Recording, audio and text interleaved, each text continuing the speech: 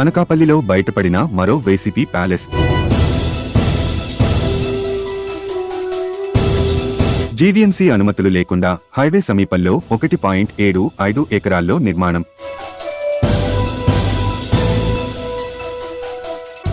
గత ప్రభుత్వం కాపులకు కళ్యాణ మండపం కోసం ఈ స్థలం కేటాయింపు. ఈ భూమిని ప్రభుత్వం నుంచి వైసీపీ 33 ఏళ్లు లీజుకు తీసుకుంది.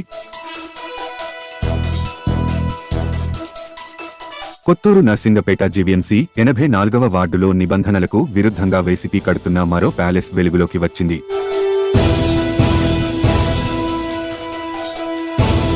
ఏడాదికి ఎకరానికి కేవలం 1000 రూపాయలు చెల్లించేలా గతంలో అధికారులు ఉత్తర్వులు ఇచ్చారు.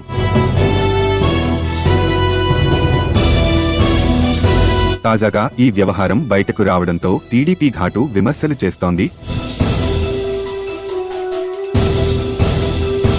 గతంలో జీవీఎంసీ అధికారులకు ఈ అక్రమ కట్టడంపై పలుమార్లు ఫిర్యాదు చేసిన పట్టించుకోని వైనం కూటమి అధికారంలోకి రాగానే ఈ భవనానికి హడావిడిగా నోటీసులు అంటిస్తున్న అధికారులు, ఇంతకాలం మీ అధికారులు ఏమైపోయారు అంటూ నిలదీసిన గ్రామస్తులు, దీనిపై గతంలోనే కోర్టులో పిల్ వేసిన గ్రామస్తులు, ఈ స్థలాన్ని తిరిగి గ్రామస్తులకు చెందేలా చర్యలు తీసుకోవాలని విజ్ఞప్తి చేస్తున్న గ్రామస్తులు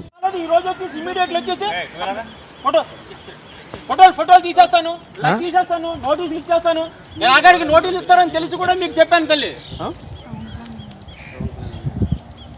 నోటీసులు ఇస్తారని చెప్పిన కూడా ఉదయం మీకు వారాలుగా చెప్పాను నేను.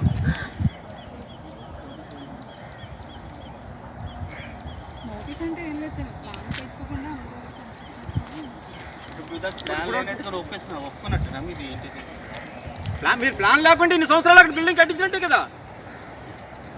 5 సంవత్సరాలు అనాథరేజర్ కాడ బిల్డింగ్ కడతా ఉంటే ఒకడు కూడా ఇక్కడ అడిగట్టుకుంటూ వచ్చేసి ఈ రోజు మేమేమో కోర్టుకి వెళ్ళామని తెలిసి కూడా మమ్మల్ని రక్త కన్నీరు చూపించి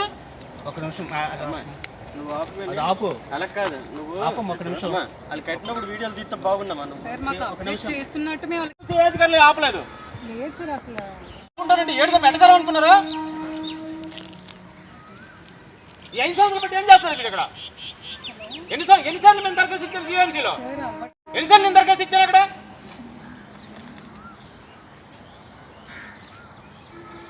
5 సార్లు నేను దరఖాస్తు ఇచ్చాను జీవీఎంసీలో.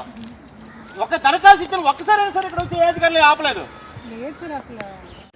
ఈరోజు అనకాపల్లి జిల్లా అనకాపల్లి మండలం జీవీఎంసీ 84వ వార్డు పరిధిలో ఉన్నటువంటి కొత్తూరు నరసింగరావుపేట గ్రామంలో రాజుపాలెం రెవెన్యూలో నిర్మిస్తున్నటువంటి అనాథరేజుడు ఆక్రమణలో వైఎస్ఆర్ పార్టీ నిర్మాణం జరుగుతుందని గతంలో నేను కోర్టుకు వెళ్ళడం జరిగింది. గ్రామస్తులందరూ కోర్టుకు వెళ్ళడం జరిగింది. ఆ కోర్టులో ఫిల్ పెండింగ్ ఉండగానే వాళ్ళు కన్స్ట్రక్షన్ చేస్తున్నారు. ఇది అనాథరేజుడ్ కన్స్ట్రక్షన్ అని చెప్పేసి గతంలో జీవీఎంసీకి అనేక సార్లు మేము దరఖాస్తులు పెట్టుకోవడం జరిగింది. వాళ్ళలో ఎటువంటి స్పందన లేదు. ఇప్పటి వరకు కూడా దానికి ఎటువంటి రూపకల్పన లేకపోయింది సరిగదా. వాళ్ళు బిల్డింగ్ పూర్తిగా అవస్తుంది ఈరోజు. అలాంటి పరిధిలో ఈరోజు ఆ జీవీఎంసీ వాళ్ళు ఒటావటిని వచ్చి దానికి నోటీసులు అంటించడం జరిగింది. దీన్ని మేము గ్రామస్తులందరం కూడా వ్యతిరేకిస్తున్నాము. ఈ 5 సంవత్సరాల నుంచి గ్రామ ప్రజల తాలూకా మొర వినిపించుకోలేని అధికారులు ఈరోజు ఒటావటిని వచ్చి వాళ్ళు నోటీసులు ఇచ్చారు. సో ఏదైతే వాళ్ళ అధికారుల పని అధికారులు చేస్తారు, కానీ గ్రామానికి మహోన్నతమైనటువంటి గుండెకాయ లాంటి ఎసెట్ ఇది. ఒక కొత్తూరు నరసింగరావుపేటకే కాదు, చుట్టుపక్కల విలీన గ్రామాలకంటికి కూడా ఒక వసతి ఇది. ఇక్కడ ఎక్కడా కూడా ఒక వివాహాలు చేసుకుందామన్నా, ఒక శుభకార్యాలు చేసుకుందామన్నా, ఏదైనా మీటింగ్లు పెట్టుకుందామన్నా సరే ఎటువంటి ఎసెట్ లేదు ఇక్కడ. దాన్ని ఉండాలని గత 40 సంవత్సరాల నుంచి మా తాతతండ్రుల హయాము నుంచి కూడా ఈ ఎసెట్ని గ్రామానికి ఉండాలని గ్రామం మధ్యలో దీన్ని కేటాయించుకోవడం జరిగినది. ఇది అన్యక్రాంతులు కాకుండా ఉండాలని 2014 నుంచి 19 వరకు ఉన్నటువంటి తెలుగుదేశం పార్టీలో ఉన్నటువంటి గౌరవనీయులు పెద్దలు ఎలా గోవింద్ గారు, సత్యనారాయణ గారు హయాంలో దీనికి విఎంఆర్డీఏ నిధులతో ప్రహారీ గోడ నిర్మించడం జరిగింది. ప్రహారీ గోడ నిర్మించినటువంటి భాగంలోనే ఇక్కడ జిల్లా సమైక్య భవనము, మండల సమైక్య భవనము, హాస్పిటల్, తర్వాత అంగన్వాడీ స్కూలు ఇదే ప్లేస్లో నిర్మించుకుని గ్రామ ఉమ్మడి అవసరాల నిమిత్తం ఇవన్నీ కూడా వినియోగించుకోవడం జరిగింది.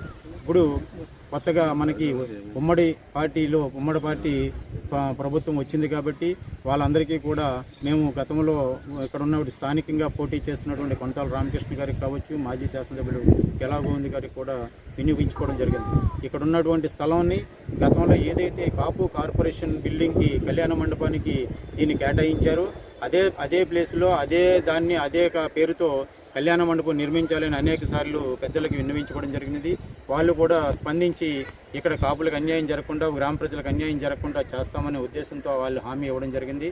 హామీని పూర్తిగా తప్పకుండా వాళ్ళు అమలు చేస్తారని మేమందరం కూడా ఆశతో ఉన్నటువంటి ఈ అనాథరైజ్డ్ కన్స్ట్రక్షన్ని నిర్మూలించి ఇదే ప్లేస్లో మా గ్రామ పెద్దలందరూ కూడా కోరిక మేరకు ఇక్కడ ఉన్నటువంటి కాపు, ఈ గ్రామాల్లో ఉన్నటువంటి మండలంలో ఉన్నటువంటి కాపు పెద్దల తాలూకా కోరిక మేరకు ఇక్కడ కళ్యాణ మండపం నిర్మించి మా అందరి కోరిక నెరవేరుస్తారని గ్రామ పెద్దలందరి ద్వారా మేము విన్నవించుకుంటాం. మరిన్ని తాజా వార్తలకు చూస్తూనే ఉండండి మైత్రి న్యూస్. ప్రతి క్షణం ప్రజల కోసం.